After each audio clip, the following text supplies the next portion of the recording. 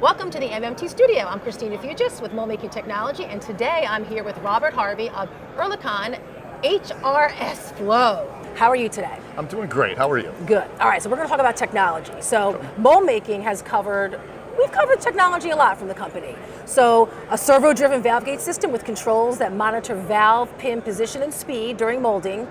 FlexFlow, right? Correct. We've covered that numerous times. Correct. But today I want to talk about some newer systems, and that's pretty much why you're here. Ones that address sustainability, which is a big issue. It is. Specifically, systems for part weights that are 0.2, right, 0.2 to 60 grams, both for medical, packaging, and nozzles for consumer products. So why don't you give me the rundown of those systems? So to tell you where we're at with the smaller nozzles, these aren't new products or new markets for us really necessarily. We've been in this business since 2015 and have thousands of nozzles in the field for part weights, small part weights like this. But we revamped our nozzle offering to have a wider variety of nozzles, more melt channels to choose from, different thermal profiles at the front of the nozzle for a variety of different resins and different technical challenges. And when you speak to bio-resins and sustainability, we look at it really in two classifications for the hot runner side. We look at it as your bio-resins and your recycled materials, and they have a different set of challenges for them. So when we talk about what we do for bio-resins have a thermal instability and a shear instability to them that's a little unique to the material and a little bit different than a polymer.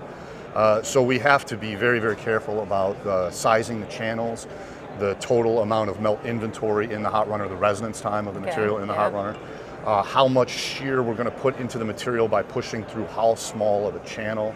These things have to be looked at in very good detail, especially with these materials. And this is something that we have a good deal of experience with. So how do you work? What's the relationship with the molder and the mold builder when you're working on these systems with them, in terms of educating them, what they need to know? So there's a serious exchange of design information between us and the mold maker. In terms of the resin and the processability of the resin, that doesn't so much affect the mold maker and doesn't come into play so much with our conversations with them. It's more our conversations with the processing team and with the resin manufacturer, really, and the characterization of the material to make sure that when we're putting it into our analyses, that we're putting the right information in order to get the right information out. Is there something in particular that the customer is not understanding about these new materials? Yes, I think that the marketplace is hungry for these materials, but the cost point isn't quite there. So we get an awful lot, we see a lot of interest that goes up to the point of the financial viability. That's so many technologies. Right, that happens and with, I mean, the time is coming. We're not there for these resins in all applications today. But the amount of development going into these types of environmentally friendly resins is tremendous. And the goals are necessary and honorable, and we're going to meet them as an industry, even through the education system, in terms of research being done at universities. It's a high priority throughout, really, like I said, industry and education. And so we will reach the goals where these materials are not cost prohibitive.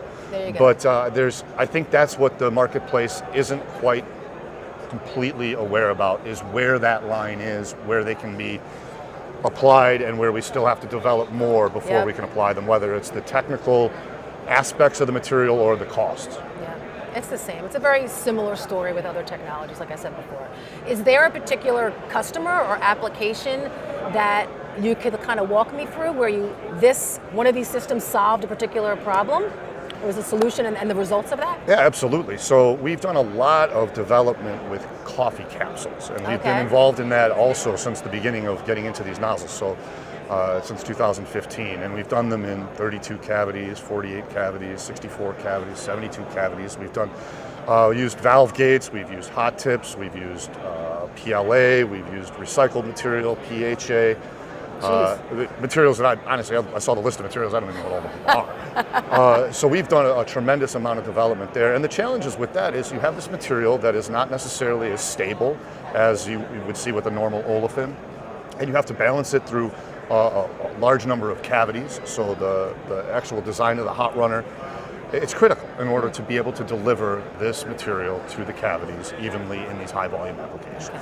All right. So last but not least, we're celebrating our 25th anniversary. Congratulations. As you know. Thank you. I want to ask you, what excites you about the next 25 years in mold making? The precision that we're able to achieve, the materials that we're going to be able to be running, and the applications that we're going to be able to attack with polymers. Also, in the next 25 years, I'm absolutely certain that we overcome this recyclability challenge and the hopefully, yeah, somebody solve it. We will. There's no doubt about it, and I'm really excited to see. But plastics is just such an amazing material. I mean, its recyclability just in its nature is amazing. And we need to, as a society, put the systems in place to really capitalize on this material that we've created for ourselves. Last, tell me why mold making matters. Why mold making matters? Well, you don't have to be awake for too long before you pick up a product that's been made in a mold.